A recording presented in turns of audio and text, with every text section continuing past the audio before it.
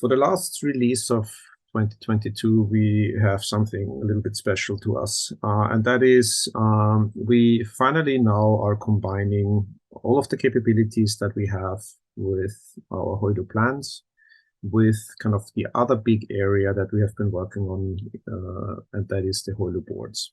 So we have heard a lot of requests from both construction companies as well as people using all kinds of agile methodology in software development, for example, that it would be really helpful to combine maybe a roadmap, a timeline, with a Kanban board that is tracking progress on individual elements, or kind of coming more from the construction side.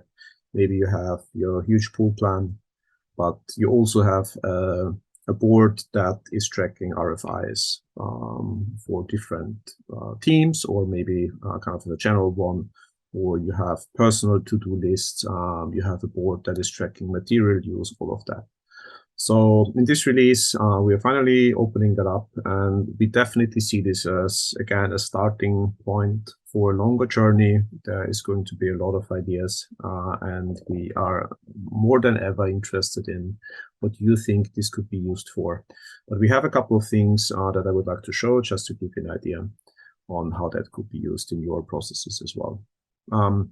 And then we also added a couple of smaller improvements again, like we always do. So we finally have added the ability to just double click to create the task, so you don't have to go through the inbox if you are kind of in the middle of the week-to-week planning already. That then kind of feels a little bit obsolete. And then also we have made a couple of touch-ups and improvements here and there for the weekly work plan as well as on the tasks.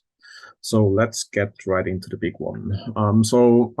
If I zoom out here, go into overview mode, you can see that we have our Hoylo plan down here, and I have added an RFI board and the materials board here in the workspace. And if I have the necessary rights, I can also come in here and say I want to add a board. I call this Jacob's Cruise, maybe. And that, and add that, and it will be dropped in right here. I can move it around and I can customize it. So everything you have seen on kind of the other videos on boards, you can do within the plan as well. But what does that actually mean?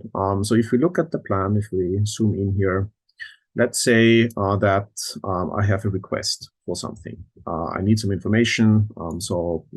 And you're looking at the plan at this very moment. You don't necessarily want to navigate the way.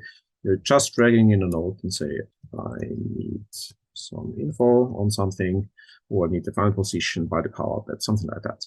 What I can do now is, because I have interactive labels enabled in the plan, so that is in the settings, label interactivity, like this, I can make them show up. And what I have enabled in this case is show the plan labels on elements as well. So I could use this to move to a different swim lane, and if I click on here, I would also see all of the different boards that I've created. Then I could say, okay, that's an RFI. I click here, and it will disappear from my current view.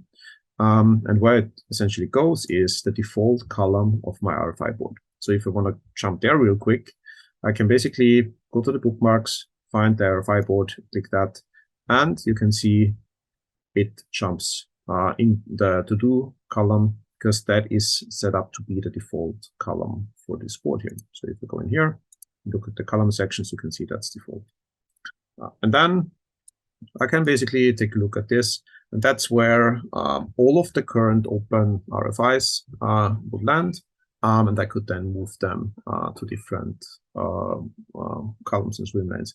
And what I can also do is, if I click on here, I can, again, in the board settings, enable label interactivity for both different columns as well as boards. So in that case, the option comes up again to either drop that to another element or back to the plan. And in that case, it will automatically land on today's date, kind of signifying when that was resolved. And again, we will definitely look into different options, how to streamline those processes. But the idea is that if you are looking at the plan, you are in a planning session at the moment, you can create those ad hoc and say, okay, that's something that I need, get it out of the way, it lands in the my private to-do board, and I can basically come into that workspace, just look at my to-do, see everything in one place, then work through those things without kind of polluting the plan itself with a lot of details. So we definitely believe this is opens a whole new world of possibilities, and we have already heard some great feedback when meeting with customers, but I just want to reiterate that this one here, I think, will really kind of be one of the main things we want to focus on, really customizing this to your different processes and needs. And with that, let's jump into the other topics. So as we have shipped a long time ago, with the note and the text tool, if you select a note and you double click, you can create a note very quickly. That was something that people asked for the pool planning tool as well. So if you are in the tasks section here and you click once, you now get this little indicator. You can click a second time. It will open up the pool planning task. Focus is set to the title already, so I can set this. Then, since I'm an admin, I actually have to select the trade. But if I am assigned to only a single trade, that will be automatically pre-selected for me. And then I can add description and so on. I hit save, and the task is created right here. So it just streamlines the process a little bit, makes it a little bit quicker. And the last thing that I'd like to show is a couple of small improvements regarding weekly work plans and also visualization. So in the last release, we have shipped functionality to kind of make it visible which tasks have been imported and exported. But that, of course, is taking up a little bit of space here. So we wanted to make sure that that flag can be removed as well if that's not information that you're interested in. So we have added an additional option here in the task display settings.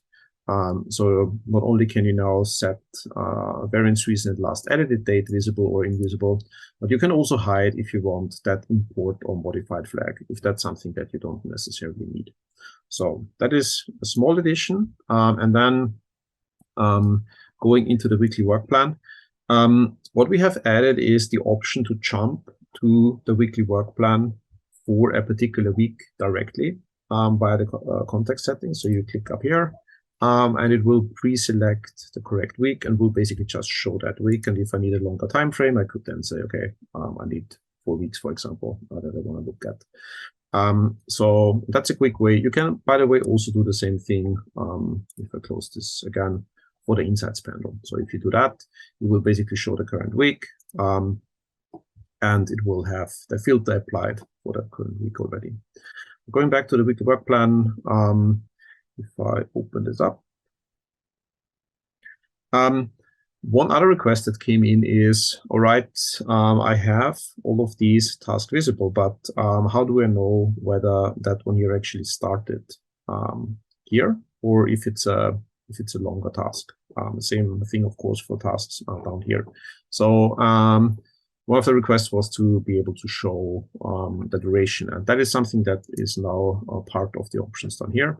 So you have, as we had before, description, people, and labels available, and finally now you can also check show date, and that will show you the start and the end date. And if you have labels enabled, don't seem to have any labels here, it will basically all fit into the second line, so it doesn't take a lot of up a lot of space, but yeah, you can enable or disable that, and of course it will be included in the PDF export as well.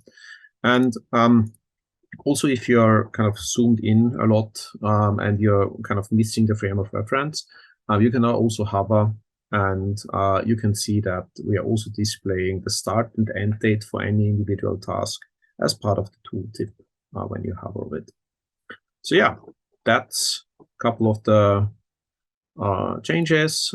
So the big one is being able to drop boards into a workspace.